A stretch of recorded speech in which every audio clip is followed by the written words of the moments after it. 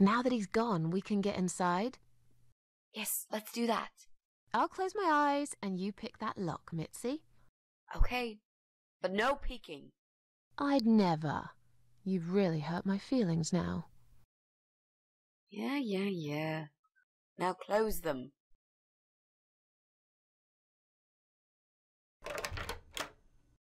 There, job done. Jesus, are these... Relax, Mrs. A.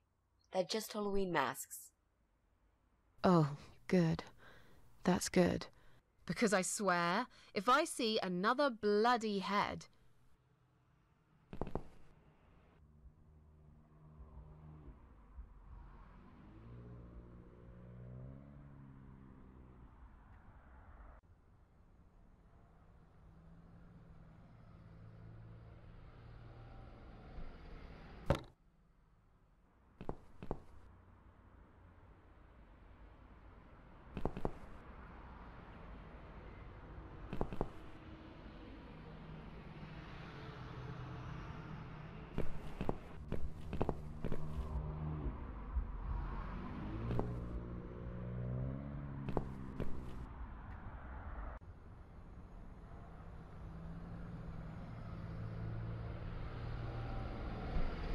So, what next?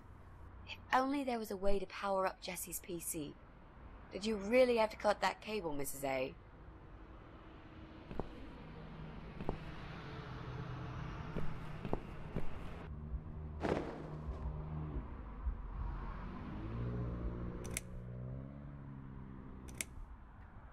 So, who's got windows over this side of the building? Well, Joe Davis lives right below. I guess we could also check one flat below Joe's. I just hope the cable's long enough. Let's find out, shall we?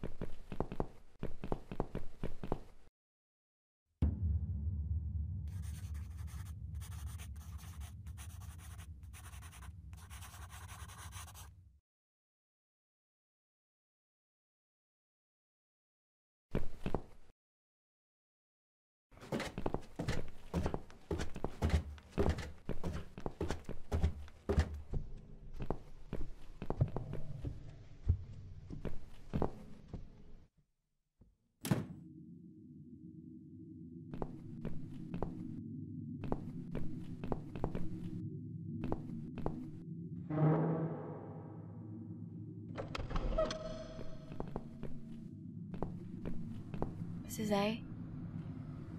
What does depression feel like? Well, it feels like all I want is to die, but I have to live. That's funny. Most of the time I feel like I want to live, but I have to die.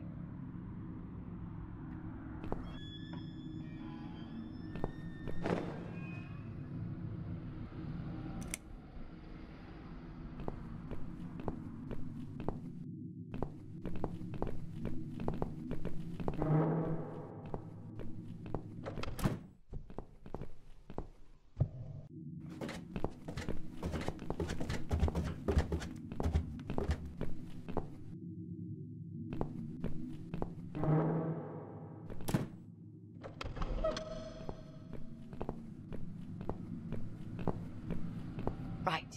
I should be able to use that computer now. Could you give me 5 minutes, Mrs. A? Sure. Why not? I'll keep an eye on the door.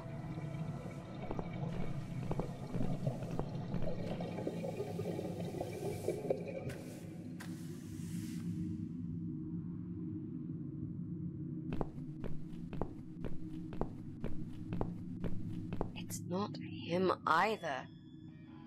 God damn it.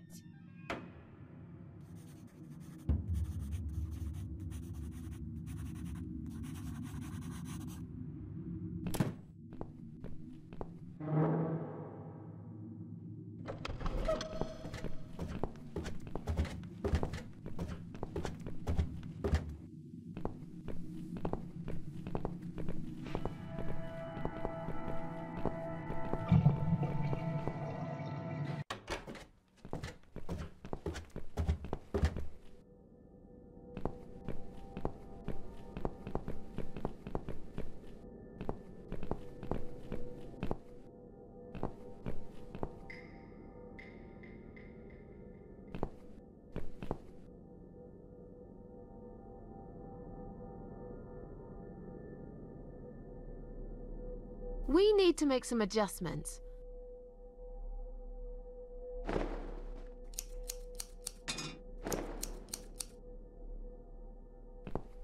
Now this is a dress worthy of the cat widow. Why don't you admit it was too small for you? Ha ha, bloody ha. Why don't you just shut up? Whoever wore this dress probably hadn't eaten in years. You'd struggle to get a skeleton into it. This is it. We've got all we need. Great! Are you going to tell me about the cat widow now? Yes, it's story time, Mitzi.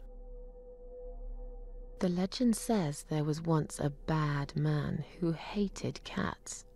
He hated his neighbors too, and his job. And when it rained, he'd curse and smash things. He hated his bald head and his weak, ugly body. He probably hated himself the most, although he would never admit it. I think I see where this is going. One day, out of pure hatred for the whole world and everything that lives, he captured a family of cats and drowned them all in the river. That day, the sun turned black and all the birds went silent as the 6 kittens struggled for life. But trapped in a strong canvas bag, they never had a chance. They all died that day. All but one. The mother cat, in a desperate fight to set herself free, by pure luck, clawed her way out of the bag and swam to the shore. She lost everything that day, her beautiful children and her proud husband. Her heart crashed into pieces as she watched their limp, dead bodies stolen by the current. Running after them, she followed them for days, for as long as she could. Then, eventually, she lost sight of them. She stayed on the bank of the river for a while. The world stopped turning for her, her eyes empty and blind. And then, one day, she slowly slid down the bank and into the cold, dark water. She gave in to it. She let the river take her away too, cover her mouth, her ears, her eyes. But as the water filled her lungs, and she started slipping into darkness, there was another strange feeling that burst in her mind like a ball of flames. Anger, rage even. Her last craving, before she drowned, was for revenge, for blood. And so she returned, reborn and changed, a cat widow, veiled in black, mistress of the cats. Her body of a young woman, but her eyes of a cat, and her face, white, rotten, face of a corpse. Those who saw it rarely lived to tell the tale. She would get her revenge on all cat killers and cat torturers. But there was someone she had to see first, someone special, someone she really hated the most. As the evening came, it was strangely quiet in the man's flat. As he lived alone, he usually liked to fill the silence with the sound of radio or TV shows. But that night, he switched them all off, feeling anxious and tired after work.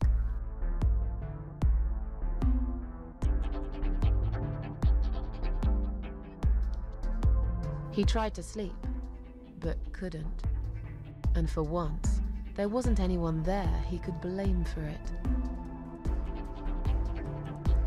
As he stared through the window, he kept thinking about how much he hated that view.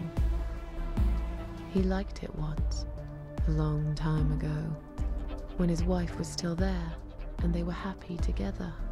Suddenly, he heard knocking on the door. Some part of him was glad, because that meant he could take it out on whoever decided to bother him.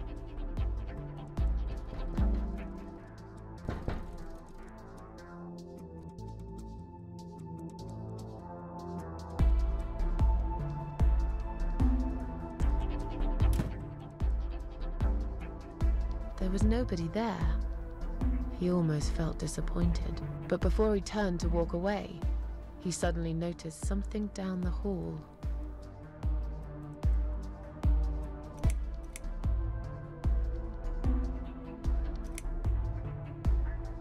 He noticed a shadow of a cloaked figure standing ahead.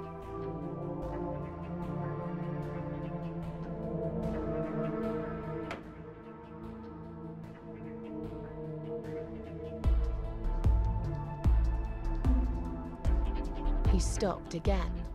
He couldn't believe his eyes.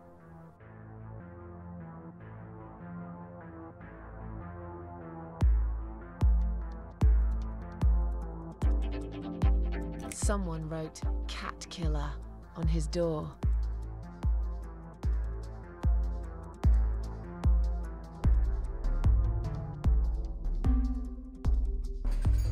He had a passion for trains.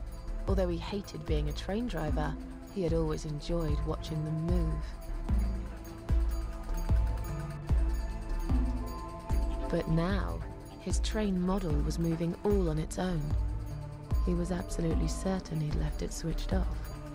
And yet, there it was, running at crazy speed, remote control missing. Something was seriously wrong, and that something had entered his home now too.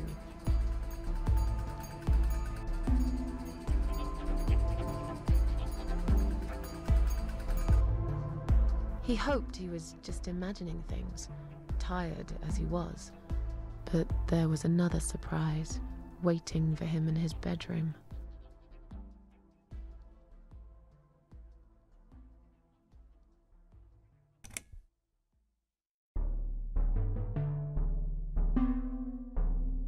"Cat Widow is here" was written all over the wall.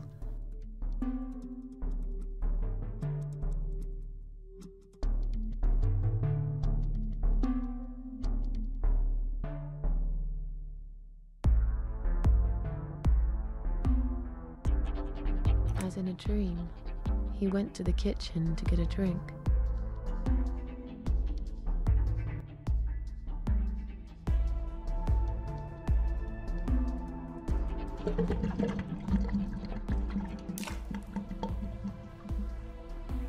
There was no water. He knew there were valves in the basement that turned it off, but no one's been down there for years. He felt sick. None of this made any sense.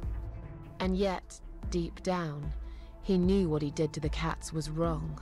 There was a part of him that almost wanted to be punished. The part he tried so hard to hide. He thought he'd heard something in the corridor. Was there someone there with him?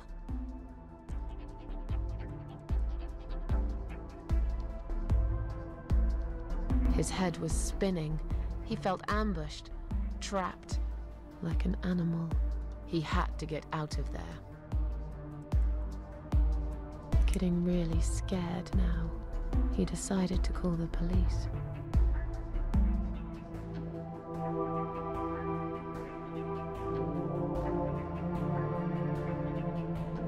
His phone was of no use. The SIM card had been removed, and that wasn't even the worst part.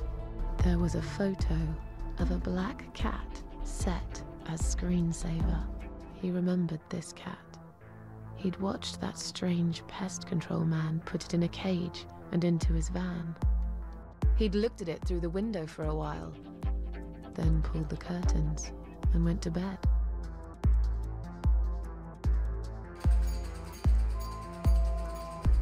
He stopped, paralyzed. He'd heard something right in front of him. A whisper, more like a purr. She was there, in the dark corner of his living room, waiting. Black veil covering that pale, dead face, and yet he could almost feel Cat Widow's eyes piercing through him.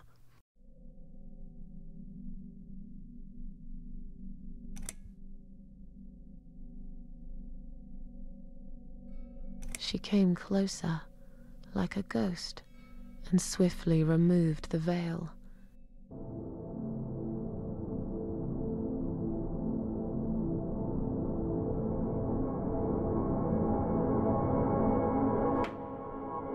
She came back for him, to take him to the river, to make him pay for what he'd done. As he looked into her eyes, he could feel the world spinning around him, his knees go weak, his pants suddenly wet around his crotch.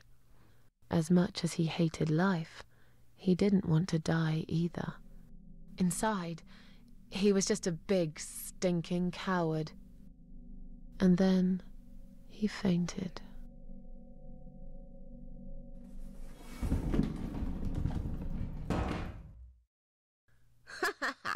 Did you see his face?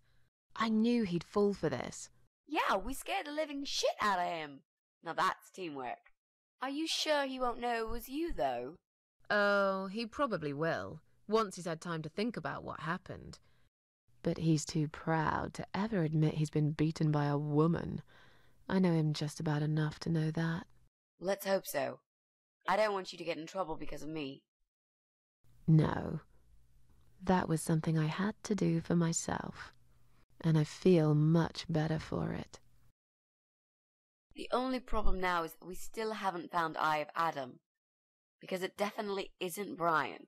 I've searched through his laptop and all I found was a load of porn. Let's cross him off the list.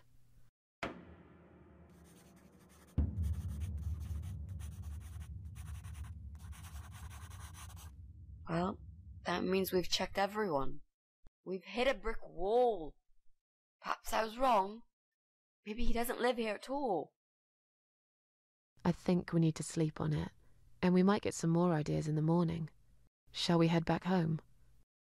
Yeah, I do feel tired. You're right, we need some sleep. Really wish there was an elevator in this building.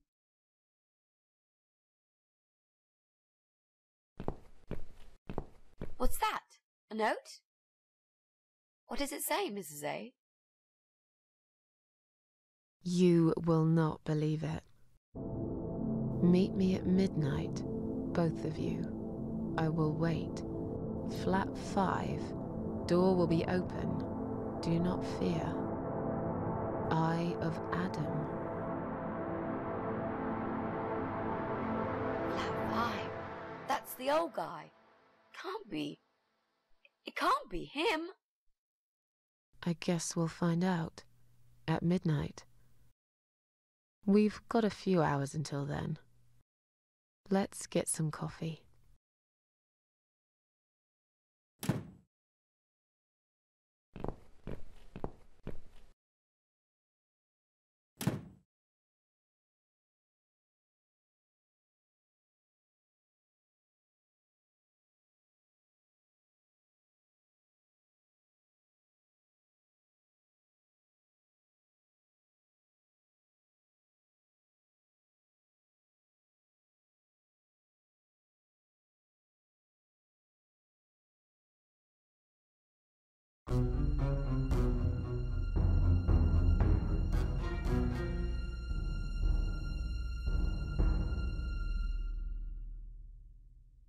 It's just you and me, my love.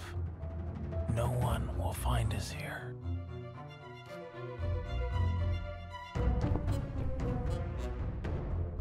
Stop worrying, Ivy. It will be all right. I will always love you. You know that. I'm gonna make you all better.